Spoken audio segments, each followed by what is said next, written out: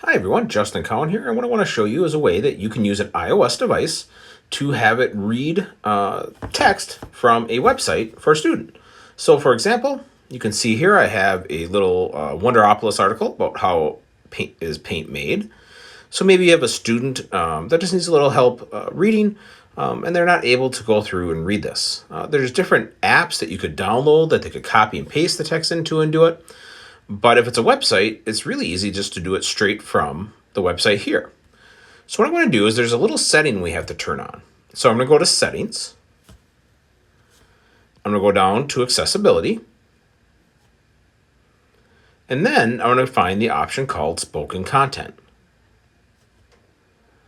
Once I go into this, I can select Speak Selection. And notice there's also one in there called Highlight Content. What this will do is as it reads the content, it will highlight it. So I'll click that. I'll use the default settings there. So highlight content is turned on. Speak selection is turned on. This was under the spoken content. That's inside accessibility. Now note I'm running iOS 14. Yours may be in a different location if you are running an older iOS. So if I go in my article now, I can go and find some text. So maybe I want the students having a hard time reading this paragraph or sentence. I can highlight a little bit of it. And I'll see that there's now a speak option.